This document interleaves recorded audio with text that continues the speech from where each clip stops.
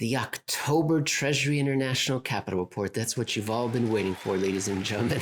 No, nobody but viewers of this channel are waiting for it. And Jeff Snyder, head of global research for Alhambra Investments. Jeff, in an article dated the what happened? The dates are no longer appearing on your printouts, Jeff. You got to talk to somebody at IT. December 17th, 2021. Tick October, the deflationary dollars behind the flat inverting curves. We're going to talk about October. It was an important month where we saw some changes in curves. And we're going to start out by talking about what happened with the currency in China and Secretary Yellen. What happened that links those two events? Well, to start with, we had the debt ceiling problem that's been dragged on throughout the last part of 2021, which, as people or anybody that's been watching us knows, that we've had a T-bill scarcity effect because of the debt ceiling. The Treasury Department having to reduce its debt footprint in order to remain compliant with the congressional mandate and the congressional law regarding the debt ceiling, which in middle of October of 2021, there was a temporary resolution which allowed Janet Yellen's Treasury Department to issue more T-bills. In fact, there was a flood, a deluge, a tidal wave of cash management bills along with regular issues. It was announced on the 13th or something like that. And then within a day or two, the cash management bills started to flood the system, which should have been highly reflationary. They should have been really good. The system waiting for the best of the best of the best collateral finally got hundreds of billions of them almost all at once. And it should have kicked off this reflationary good times. Things are great kind of hey, the collateral scarcity is much less scarce these days. And it did in the Chinese currency. Looking at this graph, we can see how it clearly broke out of a trading range. Very positive. Great. It's getting stronger. Suggests things are going well in the global economy. The next chart, though, shows what we should be seeing a similar rally in Treasury holdings in China. And we do see an increase, Jeff. We do see one, but it's nowhere near as pronounced as what we saw in the currency. Now, is it just because the currency is a little bit more volatile, perhaps, than the holdings by China of treasuries? Maybe. I don't know. But we can agree that this is a bullish reflationary signal. We can agree that it's the right direction, but there's questions about why and what's really going on there. But yeah, overall, hey, Janet Yellen does the T-bills. It should be reflationary, which means less monetary constraint. And here we are, CNY and Chinese Treasury holdings seem to conform with that idea. But then you asked, but if this worked in China, why doesn't it seem to have helped out anywhere else? And we're going to talk about foreign holdings of what, Jeff? Long-term US dollar assets? What did we see there? Yeah, and we probably should back up here and reiterate our stance here, because I think most people have the mainstream conventional interpretation of the tick data or what they think is going on with foreign holdings of particularly treasuries, which is the opposite of what actually takes place. What we've seen historically speaking, and this is not conjecture, this is not opinion, this is actual fact that's backed up by the data in the tick itself, as well as commentary from the people, from officials and people operating the system around the world for a very, very long time, that when the dollar system is creating dollar resources, these euro dollars outside the United States, in plentiful, abundant amounts, that means more of these euro dollars end up in the hands of officials and reserve managers around the world who like to park them in safe liquid assets anyway. So they buy US treasuries and GSE bonds and things like that. So more dollars, more treasuries held by foreigners outside the United States. When the dollar system grows tight, as we've seen periodically, intermittently over the last 15 years, starting with June and July and August of 2007, what we've seen the tick data is that foreigners end up buying a lot less US treasuries and GSE debt because they have fewer dollars available for them to do so. And then in the most extreme dollar shortage cases, it's not that they don't buy less, they have to outright sell their treasuries because they're dealing with a dollar deficit so large, they have to mobilize, or they believe they have to mobilize their reserves in order to fill in what is a tremendous gap. So it's basically the opposite of what you hear in the media or the convention about how foreigners use their treasuries. Dollars are plentiful, they buy more, dollars are tight, they buy fewer. And when dollars are extremely short, they actually have to sell them. Not because they hate the government, not because they fear the dollar's collapse or anything of the sort. In fact, foreigners selling their treasuries is consistent with treasury yields falling, which means treasury prices rising, because these are both reactions to the same deflationary monetary condition. Yesterday, George Gammon released a podcast episode with a debate between Peter Schiff and Brent Johnson. And Brent took the position that we're describing right now, that the dollar is very necessary. And Peter proposed that the treasuries are going to be sold in mass because we're so indebted and the country is in a terrible, terrible financial shape. Anyways, ladies and gentlemen, if you wanted to hear that cage match and hear George Gammon play the referee and try to survive himself, anyways, it was a good episode. And they all shook hands at the end. It was a good episode. Okay, let us go back now to what we were talking about with the tick data. So the officials seem to not be selling. They seem to be buying, Jeff is right. Official institutions thought October was a fine month, reflationary, positive, just like the Chinese currency and Chinese holding of treasuries. But here's the first fly in the ointment, fly in the soup. Private hands, no, not very enthused about what was happening in the global economy in October, and they were selling on net. Yeah, so we have private, which when you see private selling, it's actually an even more stark warning than when officials do it, because officials are doing it because they're trying to manage their own mechanical affairs, whereas when private hands or private institutions and entities are selling treasuries, it's more about, hey, we're really stuck here. We got nothing else to do. So yes, in October, we got this reflationary signal from T-bills that seemed to start out with China and China officials doing well. But then the rest of the world, the tick data in particular, we see this net selling in October, which is a huge red flag about dollar shortage.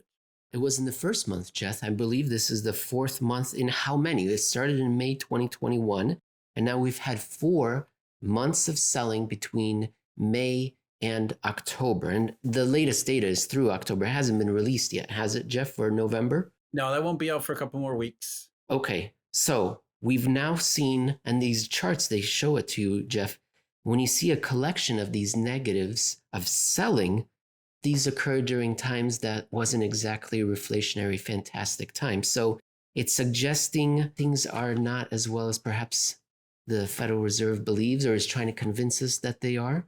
And that is corroborated then by the curves that we saw flatten out and invert at that same time. Isn't that right, Jeff? So we have an independent corroboration. Yeah, so again, the tick data is pretty compelling. And I would say it's very strongly compelling because it tells us a lot about, even though it's incomplete, it tells us a lot about what's going on in the shadow money system. As we talked about in the previous segment, outside of M1 and M2 and M3, what's left of M3, there's a vast monetary system out there that we don't really have any good data that peers inside to tell us what's going on. And tick as a proxy has been a useful proxy because we can validate the movements in ticks with the movements in markets and the correlations there that give us a very strong explanation of what must be going on, not just in the shadow money system, but in the real economy in real time. So the tick data comes along a couple months behind, but still it does corroborate what we're already seeing in markets, which is, as we've been talking about all of 2021, it was not the year of inflation, certainly not in any monetary sense. It seemed to be more and more the year of deflationary potential and actual deflationary money. As you just said, Emil, 1 month of net selling in tick is alarming and concerning enough on its own, but it wasn't just October. In fact, there was 4 months. And, it doesn't happen where, it's every month they're selling. It goes back and forth all the time. But the fact that there's any net selling in any month at all, let alone 4 of them, should be something that gets your attention, gets your deflationary attention, not inflationary attention. And so that's really, these negative months have kind of piled up over the second half of the year, which goes along with, just the US Treasury curve flattening out tremendously, even though nominal rates were rising during especially September and October. We see these flat curves, which is very much consistent with the deflationary tight money signal that we're seeing in tick. A day before you posted this article, Bloomberg had a headline that Saudi Arabia's holdings of US Treasuries dropped to a 4-year low. Now, this is straight out of the geopolitical intrigue playbook, right? Saudi Arabia sending a message, so is Russia, and they're selling because they don't want to buy into the US dollar hegemony system anymore. But in the notes here, it says that Norway also recorded a unusual low. Now, Saudi Arabia, famously oil producing. Norway is famous for their fjords, but believe it or not, they have Also also oil. oil, lovely economy, but a good amount of oil as well. Jeff, is there anything to be said, anything to be noted here that these two important oil producers, for that particular month, October, they hit lows in Treasury holdings? Again, counterintuitive, right? You would think that with oil prices rising and oil flowing, that these countries would be flowing with dollars. They'd be flooded, and not just Jay Powell's bank reserves fiesta, but also through oil prices and a rising economy, the dollar should be flowing into Saudi Arabia and into Norway and into Russia because, resources and real economy, merchandise surpluses through the trade of those raw materials should create the capital account surpluses that, historically speaking, get redeposited into U.S. Treasuries and GSE debt and things like that. But in the last couple of months, up to October, from the tick data alone, but also anecdotal stories and information, that hasn't been happening either. So you have to wonder, oil prices are up, they're pumping a little bit more oil, but there should be more oil revenues flowing through those places. Why aren't they being reinvested in dollars? Is it because they hate the United States, they hate the dollar, they fear the US dollar crashing? Or is it because there's actual tight money in the financial system that is outstripping the reflationary or positive dollar flows from the merchandise trade? And that's really the implication. If it's a problem for Saudi Arabia and Norway, what are we really talking about here? Are we really talking about just sort of a ho-hum dollar shortage, which is, if there ever could be a ho-hum dollar shortage, but just something, okay, that we've gotten used to? Or is there something a little extra here? And so does this kind of start to explain why we've seen not just the yield curve, and let's be clear, the yield curve has flattened out even as nominal rates have risen, not just in the US, but all around the world. And that includes the first week of January, where rates have risen, have backed up quite a bit, but yet the yield curve has remained as flat as ever. The curves are sending the signal that tick data, at least up until October, corroborates, which is not inflation, not the money for inflation, but quite the opposite, where retrenchment and growing dollar shortage. Jeff, I was going to make some jokes about Norway being famously anti-American, but I remembered that I have received several notes on Twitter and on LinkedIn from Norwegians, very complimentary of the show, and they even invited me over. I don't know if they invited me over so much as I invited myself over next time I visit Norway for a beer and some food. So I'm not going to make any of those jokes. Jeff, we've been off the air for a few weeks now, months, years.